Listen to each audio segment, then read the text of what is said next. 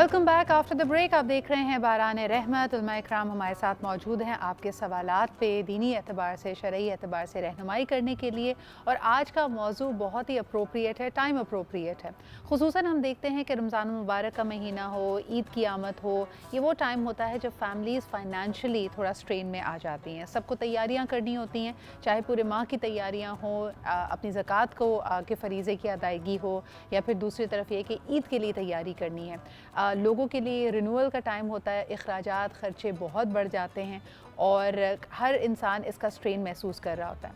तो आज हमारे पास ख़ुसूसन आप लोगों की तरफ से बहुत फ़ीडबैक आई थी, कमेंट्स आई थी कि क़र्ज़े के हवाले से एक शो ज़रूर कीजिए जिसमें उलमा इकराम से हम रहनुमाई हासिल करें कि क़र्ज़ा लेना क्या इसकी इजाज़त दीन में मौजूद है। अक्सर ये कहा जाता है ना कि अपनी चादर को देख कर पैर फैलाइए। तो किस तरह हम ये तवाज़ुन कायम करें कि कौन सी चीज़ हमारी ज़रूरत है और कौन सी चीज़ हमारी ख्वाहिश है, कौन सी नीड है, कौन सी लग्जरी है। और अगर हम लग्जरीज़ के लिए क़र्ज़ा लेते हैं, क़र्ज़ा लेकर उस ख़ुदनुमाई में पड़ते हैं या अपने लिए वो लग्जूरियस एहसास हासिल करते हैं, तो क्या दीन में इसकी इजाज़त मौजूद है।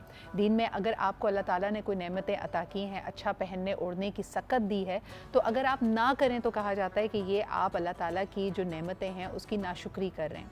लेकिन अगर वो आपकी दस्तरस में नहीं है, आप सिर्फ लोगों को दिखाने के लिए या अपना भरम कायम रखने के लिए, क्योंकि अगर हालात में तब्दीली आई है, आप क़र्ज़ा लेते हैं, तब क्या करना चाहिए। दूसरी तरफ लोग ज़रूरत के तहत भी क़र्ज़ा ले रहे हैं। जब महंगाई इतनी है, बेसिक अखराजात पूरे नहीं हो रहे, अब देने वाला भी उतना ही मजबूर है। अगर आपको क़र्ज़ को लौटाने में देर सवेर हो रही है, तो जिसने क़र्ज़ा आपको दिया है वो क्या तकाज़ा कर सकता है, और ये तकाज़ा करते हुए किस तरह वो आपकी इज़्ज़त नफ्स को मजरूह ना होने दे, दीन ने इसकी किस तरह रहनुमाई किया, आज ये भी हमारे सवालात होंगे। So let's get started. हमारे ज़बरदस्त पैनल से आपको इंट्रोड्यूस करते हैं। हमारे साथ मौजूद हैं मुफ्ती नूर रहमानी भाई, बहुत बहुत शुक्रिया नूर भाई यहाँ मौजूद होने के लिए। आप ही के साथ तशरीफ़ रखती हैं इरम ज़िया जी, बहुत शुक्रिया इरम जी आपकी भी मौजूदगी का। नूर भाई, सबसे पहला सवाल आपसे यही कि ज़रूरियात ज़िंदगी के लिए नहीं, लग्जरी के लिए, या मिसाल के तौर पे कारोबार को मज़ीद वुसअत देने के लिए क्या क़र्ज़ा लेने की गुंजाइश और इजाज़त दीन में है। नहमदुहु व नसल्ली अला रसूलिल करीम, अम्मा बाद फ़अऊज़ु बिल्लाहि मिनश शैतानिर रजीम, बिस्मिल्लाहिर रहमानिर रहीम। तमाम तारीफ़ें अल्लाह सुब्हानहु व तआला के लिए और दुरूद व सलाम अल्लाह के रसूल हुज़ूर मोहम्मद मुस्तफ़ा सल्लल्लाहु अलैहि व आलिहि वसल्लम। बहुत अच्छा सवाल आपका और दौर हाज़िर से बहुत ज़्यादा कनेक्ट है, और मैं दुआ करता हूँ कि जितने लोग ये आज इस्लाह हो, अल्लाह सुब्हानहु व तआला जो सवाब हो अल्लाह ताला उसके सदक़े में आपकी भी अजर अज़ीम अता फ़रमाए, आपकी दर्जात बुलंद फ़रमाए। एक इसके दो पार्ट हैं, एक तो ये कि ज़रूरत के तहत और एक है लग्जरी लाइफ के तहत, और तीसरा ये कि बिज़नेस के हवाले से। जहन में रखिएगा, मैंने अभी हदीस पढ़ी, तिबरानी के अंदर है, इसको नकल करते हैं नबी इस्लाम से कि नबी इस्लाम ने फरमाया कि सदका ज़कात देने का सवाब 10 गुना है, और अल्लाह की खातिर किसी को क़र्ज़ा देने का सवाब 18 गुना है। किसी को आप ज़कात देते हैं, अल्लाह के लिए मफाद परस्ती नहीं होती, तो अल्लाह सुब्हानहु व तआला की आप ख़ास रहमतों में आ जाते हैं। आप ज़रा उसकी दूसरी हदीस भी सुनिए। नबी पाक सल्लल्लाहु अलैहि वालिहि वसल्लम ने इरशाद फरमाया, और हमने सहाबा कहते हैं हमने देखा कि एक जनाज़ा नबी अलैहिस्सलाम के सामने लाया गया, तो हुजूर को बताया गया कि या रसूलल्लाह ये क़र्ज़दार है। हुजूर सल्लल्लाहु अलैहि वसल्लम ने उसके नमाज़ जनाज़ा पढ़ने से एहतियात फरमाई। हज़रत क़तादा खड़े, उन्होंने या रसूलल्लाह मैं ज़ामिन हूँ कि मैं इस शख्स का क़र्ज़ा दूंगा, तो अल्लाह के नबी ने नमाज़ जनाज़ा पढ़ाई। तो इसका मतलब ये कि ये बहुत संगीन मामला है। और एक हदीस है कि जो शख्स क़र्ज़ा लेता है, अब यहाँ हमें ये देखना होगा कि ज़रूरत के मुताबिक ले रहे हैं या लग्जरी लाइफ के तहत ले रहे हैं। अगर लग्जरी लाइफ के तहत है तो सुनिए, नबी इस्लाम फरमाते हैं कि जो क़र्ज़दार आदमी होता है उसकी रूह ज़मीन और आसमान के दरमियान मुअल्लक़ रहती है, वो लटकी रहती है अल्लाह सुबह। और हाँ, अगर नीयत ये हो कि लेते वक्त कि मैं इसका क़र्ज़ा दूंगा, मैं अल्लाह को गवाह बनाता हूँ, अपने दिल में बंदा कहता है, तो हदीस में कि अल्लाह सुब्हानहु व तआला उस क़र्ज़दार की तरफ से मददगार बन जाते हैं। सुभान अल्लाह। तो यहाँ इस हदीस से साबित हुआ कि ज़रूरत के मुताबिक शरीयत कहती है आप क़र्ज़ा ले सकते हैं। यहाँ देने वाले और लेने वाले को दोनों कहा, और लेने वाले से कहा कि तुम अगर जल्दी देने की कोशिश करोगे तो अल्लाह तुम्हारा मददगार होगा, और जो क़र्ज़ा लेने वाला है उससे कहा कि अगर तुम नरमी करोगे तो अल्लाह कल क़यामत के दिन तुम्हारे साथ नरमी फरमाएगा। कारोबार के हवाले से हम ये देखते हैं हज़रात सहाबा कराम रज़ियल्लाहु तआला अन्हुम भी क़र्ज़ा लिया करते थे। اور وہ ان کے ذہن یہ ہوتا ہے کہ کاروبار جتنا بڑھے گا اور اس سے جتنا بہتری آئے گی وہ ملت اسلامیہ کے لیے استعمال ہوگی.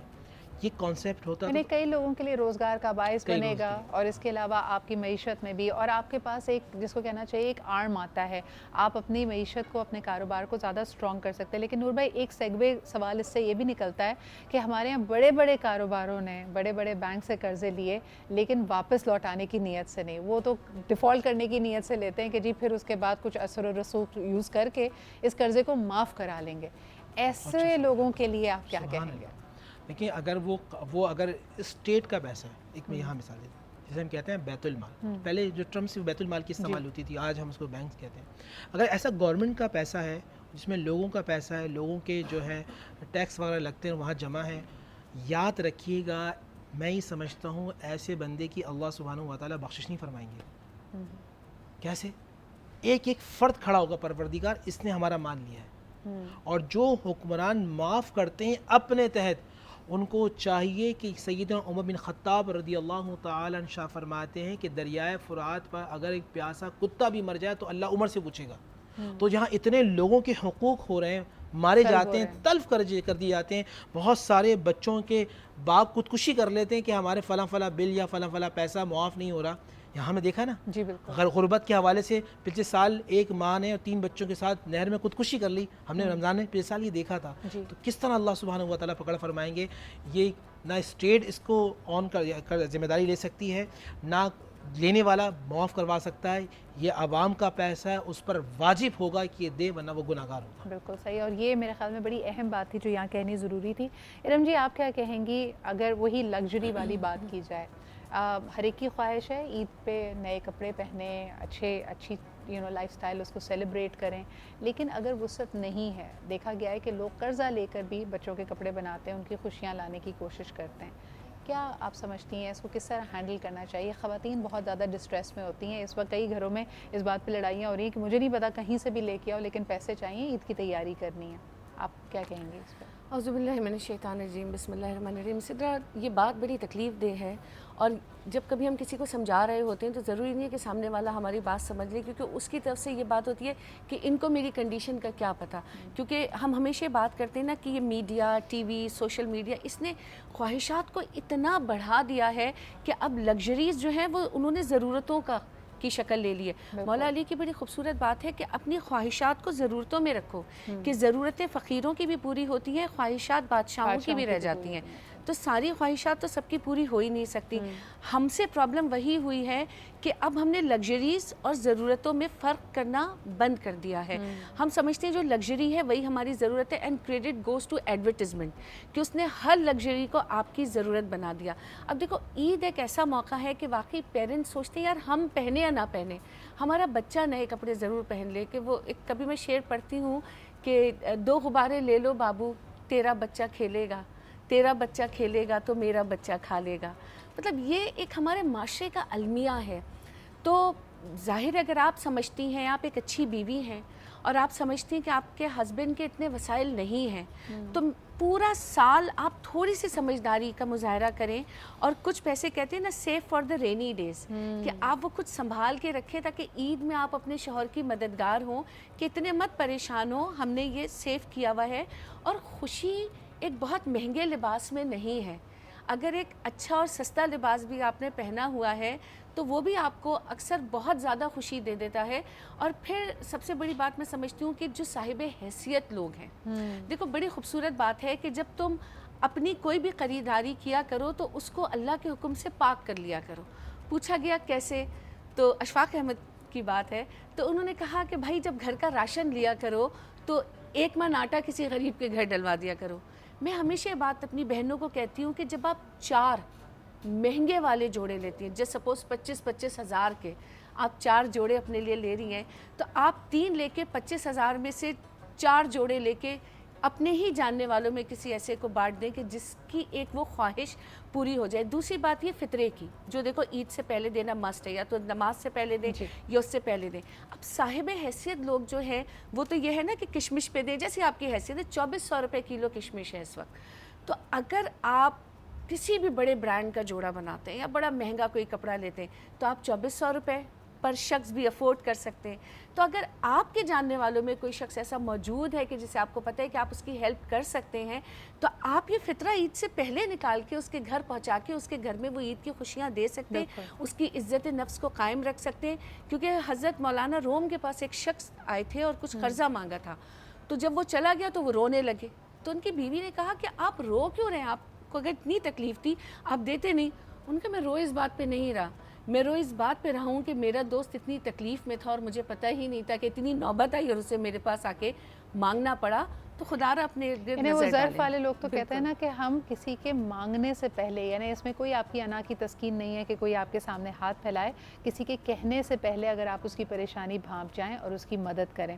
لیکن نور بھائی آج کل تو الحمدللہ ہم دیکھتے ہیں کہ پاکستان میں دونوں ہی کنونشنل بینکنگ بھی ہے, اسلامک بینکاری بھی ہے. جو لوگ اپنے گھر بنانا چاہتے ہیں اس کے لیے قرضہ لیتے ہیں اور اسلامی بینکاری کے تھرو لے رہے ہیں, یا گاڑی بنانا چاہتے ہیں یا گاڑی ہے اس کو اپ گریڈ کرنا چاہتے ہیں, اس کی ممانعت تو نہیں ہے, یہ لینے میں کوئی پرابلم تو نہیں ہے؟ بسم اللہ الرحمن الرحیم. دیکھیں بہت سارے لوگ ان خواہشات کی وجہ سے, دیکھیں یہاں خواہشات الگ ہے, ضرورت الگ ہے. جی. ہمارے یہاں بہت سارے لوگ ضرورت میں کم, خواہشات کی تکمیل کے لیے, میرے پاس فلاں ماڈل ہے, چلتی تو بہت اچھی ہے لیکن لوگ کیا کہتے ہیں یار اپ گریڈ کرنی ہے, اپ گریڈ کرنا. شریعت اس چیز کو ناپسند فرماتی ہے. صحیح. لیکن گھر بنانے کے حوالے سے ہمارے یہاں دیکھیں ایک ایوریج آدمی اگر 30-35 سال کی عمر کا ہے اور اس نے کسی پلاٹ میں کسی پراپرٹی میں انویسٹ نہیں کیا ہوا, تو لوگ سمجھتے ہیں کہ وہ اپنے فائنینشیل رسپانسبلٹیز کو صحیح شولڈر نہیں کر رہا. اور یقیناً اس وقت تک اگر اس کی شادی ہو چکی ہے, چھوٹے چھوٹے بچے ہیں, تو اس کو بار بار یہ احساس دلایا جاتا ہے کہ بچوں کے لیے اپنی چھت بنانا باپ کی ذمہ داری ہے. آج کل جو پراپرٹیز کی پرائسز ہیں بغیر قرضہ لیے یہ کسی کے لیے بھی کسی کی دسترس میں نہیں ہے. تو بتائیے کہ یہ ایک طرف معاشرے کا اس کو ڈیفائن کرنا ایک آدمی کی اولین ذمہ داریوں کے طور پہ, اور دوسری طرف قرضے کا بوجھ لے لینا کہ بھئی اب گھر بنانا ہے تو پہ قرضہ تو لینا پڑے گا. دیکھیں جو ایک آدمی مڈل کلاس آدمی ہے نا, جی. اس کی تنخواہ آپ 35,000 سے 60,000 ہے. صحیح. اگر وہ 15,000 20,000 روپے کیسے بینک کو کرے گا پہ, اس کی زندگی میں مشکلات آ جاتی ہیں. جی. اور 10 سے 15 سال قرآن مجید فرقان حمید کا مزاج سمجھیں. قرآن کیا کہتا ہے, وَآتَ الْمَالَ عَلَىٰ حُبِّهِ ذَوِي الْقُرْبَىٰ وَالْيَتَامَىٰ وَالْمَسَاكِينِ وَالْجَارِ ذِي الْقُرْبَىٰ. پھر ایک جگہ فرمایا وَالسَّائِلِينَ وَفِي الرِّقَابِ. قرآن کا مزاج یہ ہے, قرآن یہ چاہتا ہے کہ لوگوں کی مدد کی جائے, صرف زکوٰۃ و فطرہ نہیں ہے. اگر مجھے اللہ سبحانہ و تعالیٰ نے عطا کیا ہے تو قرآن یہ چاہتا ہے کہ مجھ سے سودا کر لو. تمہارا بینک تمہیں 1 کے بدلے 2 دے گا, 3 دے گا, 4 دے گا, 5 دے گا, 10 دے گا, ہم سے سودا کر لو, ہم 1 کا 700 دیں گے. صحیح. صحیح. سبع سنابلا. اور یہ حقیقت ہے. دیکھیں پیسے قارون کے پاس بھی تھے, پیسے حضرت عثمان غنی کے پاس بھی تھے, پیسے فرعون کے پاس بھی تھے, پیسے عبد الرحمن بن عوف کے پاس بھی تھے. آج کسی پیسے والے آدمی کو کہیں کیسے ہو فرعون, وہ ناراض ہو جائے گا. تو معلوم یہ چلا کہ پیسہ عزت نہیں ہوتی. صحیح. عزت اللہ کا فضل و کردار ہوتا ہے اور اخلاق ہوتا ہے. اور آج بھی مدینے کے اندر عثمان بن عفان کا دسترخوان سجتا ہے. تو جس نے اللہ سے تجارت کی آج وہ کامیاب ہے. اور جب تک قیامت نہیں آتی عثمان بن عفان کا دسترخوان لگتا رہے گا, کھجور آتی رہے گی, رسول اللہ صلی اللہ علیہ وسلم کے دربار میں وہ میزبان بن کے لوگوں کو کھلاتے رہیں گے. یہاں ایک مسئلہ یہ ہوتا ہے کہ ہم دیکھیں شریعت اجازت دیتی ہے بہت ساری چیزوں میں, لیکن آپ شریعت کا مزاج دیکھیں اور اپنی حیثیت بھی دیکھیں. نعوذ باللہ میرا مطلب یہ نہیں کہ میں کسی کو نیگلیکٹ کر رہا ہوں یا کسی کو نعوذ باللہ کمتر کہہ رہا ہوں. میں یہ کہتا ہوں کہ آپ کے سارے بچے پریشان ہو جاتے ہیں. جب آپ کے گھر میں اللہ سبحانہ و تعالیٰ کا فضل ہوتا ہے, آہستہ آہستہ سب چیزیں ہو جاتی ہیں. جو ہم زیادہ کے چکر میں جاتے ہیں نا, وہ پریشانی. 80 گز والا گھر والا کہتا ہے 120, 120 والا کہتا ہے 200 گز, 200 گز والا کہتا ہے 240, وہ کہتا ہے پھر 400, پھر 1000, اس کے بعد خواہشات, ہزاروں خواہشیں ہیں ایسی کہ ہر خواہش پہ دم نکلے. وہ قرآن کے نبی اللہ علیہ وسلم کی حدیث فرماتے ہیں حل من مزید, بندہ راضی نہیں ہوتا. آپ اللہ کے تھوڑے سے راضی ہو جائیں, اللہ آپ سے راضی ہو جائے. سبحان اللہ. اچھا کئی دفعہ زندگی میں مشکلات بھی آتی ہیں. اب جیسے کوئی ہیلتھ کا معاملہ ہے, کسی کو کوئی موذی مرض ہو گیا ہے, آپ کے والدین میں سے ان کے علاج معالجے کے لیے آپ کو قرضہ لینا پڑا ہے, یا کسی بھی ایسی سچویشن میں آپ مقروض ہو گئے ہیں, تو پھر قرض کی ادائیگی کس طرح آپ کی اولین ترجیح ہونی چاہیے؟ اگر آپ زندگی کے اسی وشس سائیکل میں پھنسے ہوئے ہیں کہ آپ ہینڈ ٹو ماؤتھ ہیں, آپ کی جو تنخواہ آتی ہے وہ آپ کے اخراجات میں نکل جاتی ہے, تو پھر قرض کی ادائیگی کس طرح کی جائے؟ رم جی اس پہ آپ کچھ کہنا چاہیں؟ دیکھو بات وہی ہے کہ ہم نے قرض لیا کس سے, ٹھیک ہے. اگر ظاہر ہے بینک سے ہم نے لے لیا تو وہ تو ہمیں ہر حال میں عطائی کرنا ہے, چاہے اپنا پیٹ کاٹ کے کرنا ہے, ورنہ وہ غریبوں کا قرضہ معاف نہیں ہوتا ہے, اس ملک میں امیروں کا قرضہ معاف ہوتا ہے. تو مطلب وہ 1 لاکھ روپے وصول کریں گے چاہے آپ کا گھر بیچ کے کریں, لیکن 4 کروڑ 10 کروڑ 20 کروڑ کو شاید فی سبیل اللہ معاف کر دیں گے. صحیح. تو مسئلہ یہاں پہ یہ ہے کہ جن لوگوں نے اگر لوگوں نے قرضہ دیا ہے کسی کو, تو دیکھو جیسے ابھی نور بھائی نے بڑی پیاری بات کی اور مجھے اس سے سرکار علیہ السلام کا وہ واقعہ یاد آیا ابو دادا کا, کہ آپ نے سرکار علیہ السلام سے پوچھا کہ اللہ تعالیٰ تو خود دینے والا ہے, وہ کیوں کہتے ہیں کہ اللہ کو قرضہ دو, اس کا کیا مطلب ہے؟ سرکار علیہ السلام نے فرمایا کہ جب اللہ کو قرضہ دو گے, جیسے بتایا کہ 700 گنا, تو اللہ تمہیں جنت میں گھر دے گا. تو انہوں نے کہا یا رسول اللہ صلی اللہ علیہ وسلم اگر میرے پاس کچھ ہے میں اللہ کو دوں تو اللہ مجھے جنت میں گھر دے گا؟ آپ نے کہا بالکل دے گا. 2 باغ تھے ان کا, میں نے دونوں باغ اللہ کی راہ میں دیے. سرکار علیہ السلام نے فرمایا نہیں ابو دادا, ایک اپنے لیے رکھو, ایک اللہ کی راہ میں دو. تو فرمایا کہ اچھا جو بہترین باغ ہے وہ میں نے اللہ کی راہ میں دیا. سرکار علیہ السلام نے فرمایا میں نے جنت کی ضمانت دی. گھر گئے, باغ کے باہر کھڑے ہو کے بیوی کو بلا رہے ہیں, امی دادا باہر آؤ باہر آؤ. وہاں پہ اس عورت کا بھی کردار دیکھو کہ وہ باہر آئی, پوچھا کیا ہوا, کہا بس فوراً نکلو کہ یہ میں نے اللہ کی راہ میں دے دیا.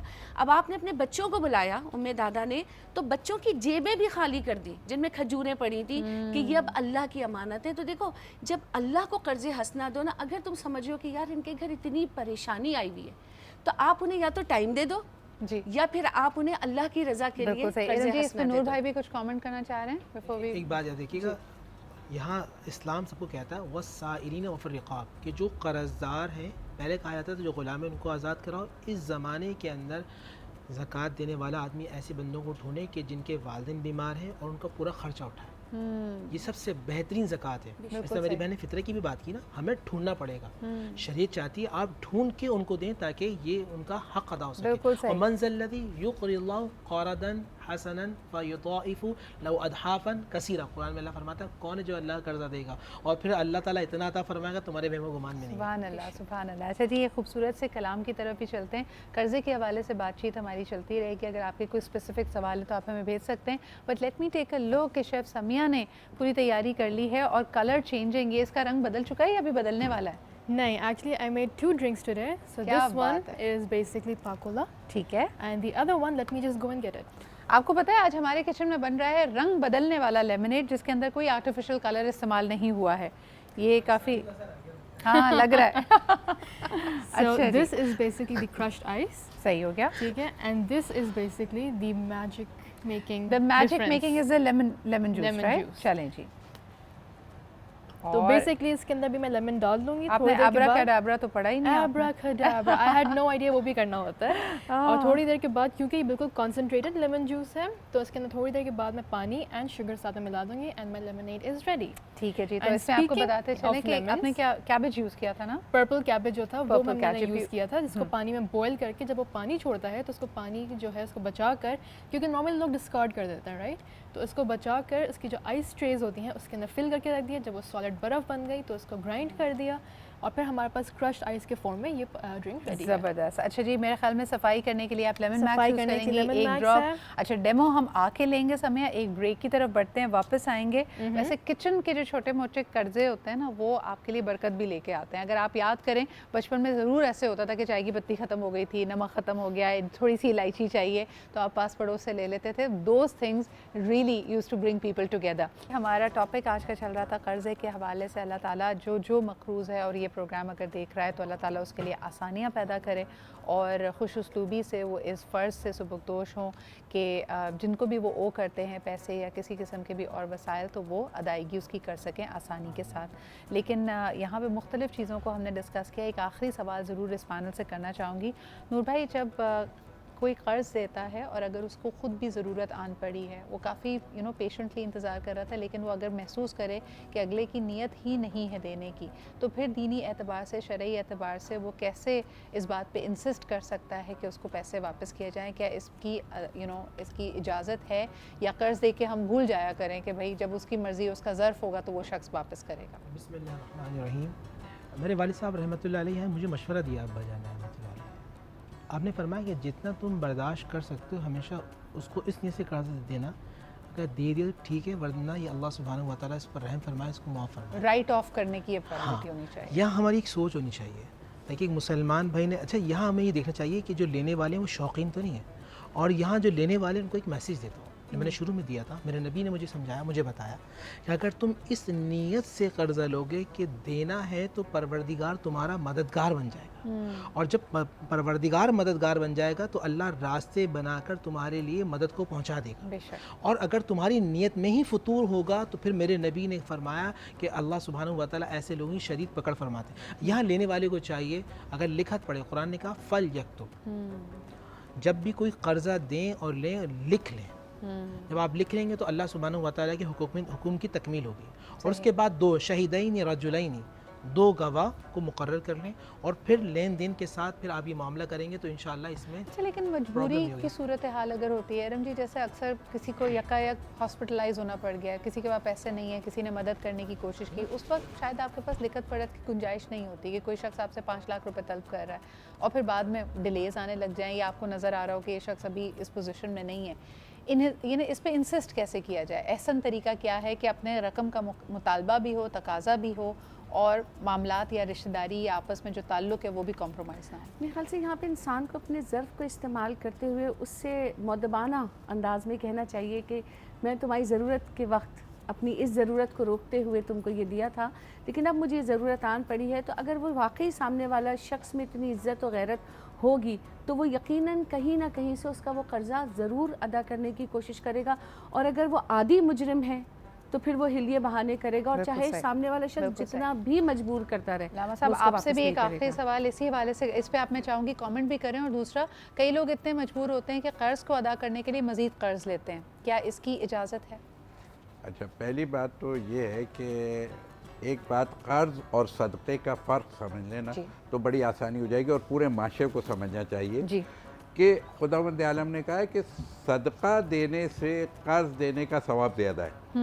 ہم یہ سمجھتے ہیں کہ صدقے کا ثواب زیادہ ہے, جبکہ صدقے سے ثواب جو ہے وہ قرض کا زیادہ ہے. اچھا, جبریل امین نے اللہ تعالیٰ سے پوچھا کہ پروردگار عالم, یہ کیوں تو نے قرض کا ثواب جبکہ اس میں دیا بھی جاتا ہے اور واپس بھی آتا ہے, صدقہ تو ہم نے دے دیا اور ختم, اب واپس بھی نہیں آئے گا, ثواب زیادہ کیوں ہے؟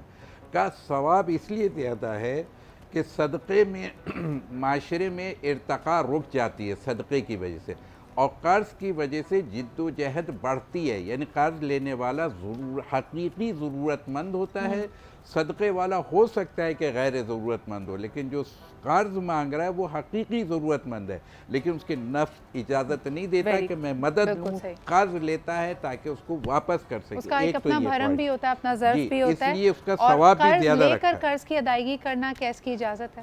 جی, قرض لے کر کے قرض کی ادائیگی, ظاہر سی بات ہے اگر کسی کی پرابلم سالو نہیں ہو رہی ہے آپ کی وجہ سے اور آپ نے ایک ٹائم بھی لیا تو, کیونکہ قرض کی بھی نوعیت ہوتی ہے. جب لیتے وقت تو ہم لوگ بہت سارے کمٹمنٹس کر رہے ہوتے ہیں, 1 مہینے کا اور 2 مہینے کا اور اتنے دن کا اتنے دن کا, لیکن لینے کے بعد پھر اس کے ہیلے بہانے بھی شروع ہو جاتے ہیں. بالکل صحیح, تو بہت بہت شکریہ علامہ یہ ہے کہ آپ قرض لے کے ادا کیجئے تاکہ اس کا فائنل پلیٹنگ کی طرف آ جاتے ہیں. جی, سمیہ کی ڈشز ریڈی ہیں. آج بن رہے تھے سنمن رولز جو کہ بریڈ بیسڈ ہے, ڈو بیسڈ ہے, جو انہوں نے خود بنایا فرام اسکریچ, اور اس کے بعد you can top it up with this brilliant chocolate syrup as well.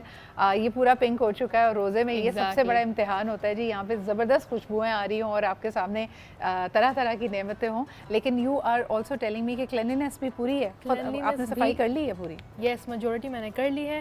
اگر میرے پاس تھوڑا سا زیادہ ٹائم ہوتا تو پھر میں یہاں پہ آپ کو جس طرح ریکویسٹ آئی تھی کہ بھائی یہاں پہ بہت سارے برتن ان کو صاف کیا جائے, لیکن نو وریز, یہاں پہ ہم لوگ ایک پلیٹ کو صاف کر لیں گے.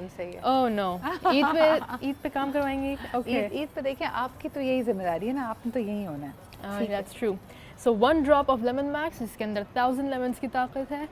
یہاں پہ پلیٹ صاف کر لی ہے. Now just time to rinse. اور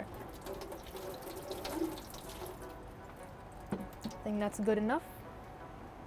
And a clean plate. Absolutely. جی, جتنا میجیکل یہ ڈرنک تھا اتنی ہی تیزی سے میکس لیمن بھی اپنا کام کرتا ہے. ایک چھوٹا سا بریک لیتے ہیں, واپس آئیں گے ہمارے ایک اور سیگمنٹ کے ساتھ. ہمارے تمام مہمانوں کا شکریہ ادا کرنا چاہوں گی. ارم جی ہمارے ساتھ موجود تھی, نور بھائی اور علامہ مسعودی صاحب بھی, آپ کی آمد کا اور یہ زبردست گفتگو کا بہت بہت شکریہ. بریک لیتے ہیں جی, جلدی واپس آئیں گے, ہمارے ساتھ رہیے, دیکھتے رہیے باران رحمت.